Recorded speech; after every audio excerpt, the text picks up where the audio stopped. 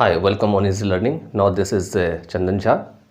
It's 11th of November 2022. I am going to just create this video and it is the vocabulary part number 40. Before this, I have already uploaded part number 13. You can watch them after going to my playlist channel on the channel Easy Learning. In these all words, you can find out there would be the words which are some words are difficult and some are interesting, but if you prepare all together, then it will be completely helpful for strengthening your English language, for reading, writing and speaking. So now let's start without wasting the time. Here the first word is know-how. K-N-O-W, know, H-O-W, how. Know-how means वास्तविक ज्ञान या योग्यता. अगर आपके पास practical knowledge या ability है तो उसी को नो हाउ कहा जाता है. नेक्स्ट है आपका कॉन्सिडरेबल. CONSIDERABLE. कॉन्सिडरेबल का मीनिंग होते हैं बहुत बड़ा, वेरी लार्ज, या ध्यान देने योग्य महत्वपूर्णता. Means noticeable importance. अगर कोई चीज़ नोटिस करने योग्य है, ऐसा लगता है कि इम्पोर्टेंट है, तो भी आप कॉन्सिडरेबल का यूज़ कर सकते हैं. नेक्स्ट है आर्टिफैक्ट. ARTEFACT. आर्टिफैक्ट मीन्स होते हैं किसी व्यक्ति के द्वारा बनाया गया वस्तु, सजावट या औजार के रूप में, खास करके ऐतिहासिक रुचि के लिए.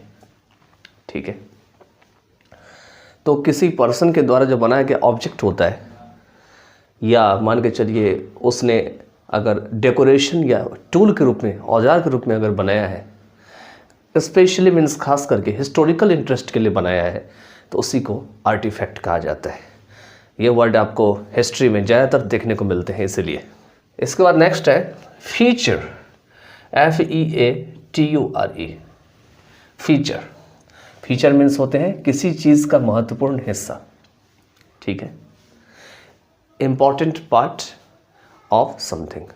लेकिन फीचर का मीनिंग और भी बहुत सारे होते हैं, जैसे खासियत होते हैं, या फीचर फिल्म का भी रूप होता है. ठीक है, तो और भी इसके मीनिंग्स होते हैं.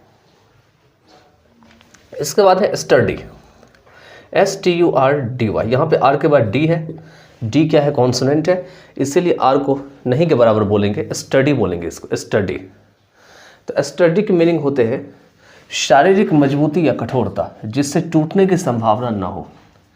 फिजिकल स्ट्रेंथ या स्ट्रांगनेस. सॉलिडिटी जिसको कहा जाता है, जिससे क्या होते हैं, जो पॉसिबिलिटी होती है या लाइकली होती है कोई चीज़ ब्रेक हो जाने की, हर्ट हो जाने की, तो वो नहीं हो पाती है, तो इसी को स्टडी कहा जाता है. नेक्स्ट है आर्किटेक्चर. ARCHITECTURE. आर्किटेक्चर. तो आर्किटेक्चर का मीनिंग होते हैं भवन बनाने और तैयार करने की कला. The art of designing and making building. ठीक है, तो उसी को आर्किटेक्चर कहा जाता है.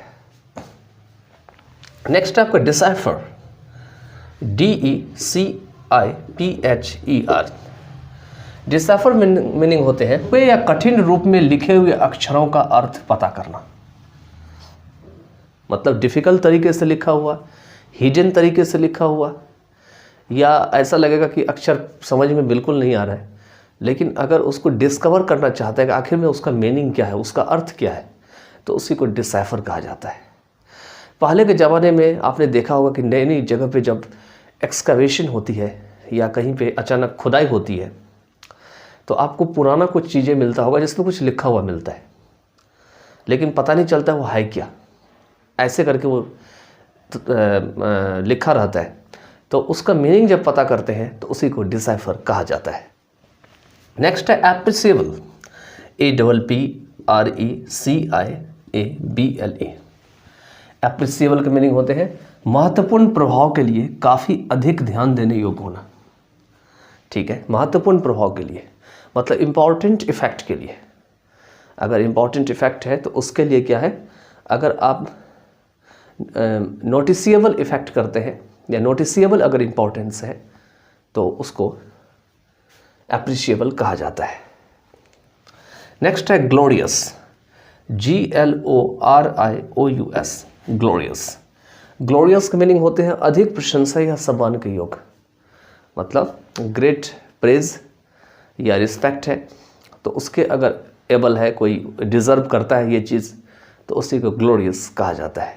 नेक्स्ट है outline, OUTLINE, outline. Outline means होते हैं बिना विस्तार के मुख्य रूप या किसी चीज़ का किनारा, मतलब बिना डिटेल के अगर मेन पॉइंट्स बता दिया जाता है, या किसी चीज़ का अगर मान के चलिए एज है, EDG, एज मतलब किनारा होते हैं, तो उसी को आउटलाइन कहा जाता है।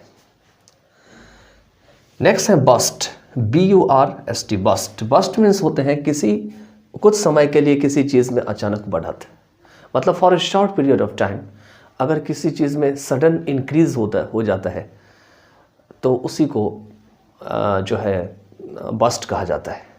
और अचानक से क्या होता है, रेट में उछाल मारता है, और ऐसा नहीं होता है कि लॉन्ग टाइम के लिए रहता है, बल्कि एकदम शॉर्ट पीरियड ऑफ टाइम के लिए रहता है। नेक्स्ट है स्टैग्नेशन, STAGNATION।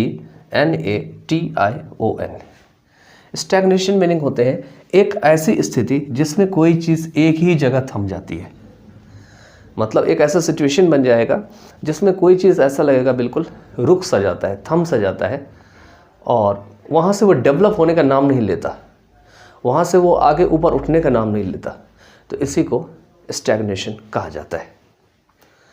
तो इसके साथ जो है ये वोकैबुलरी पार्ट एंड होता है।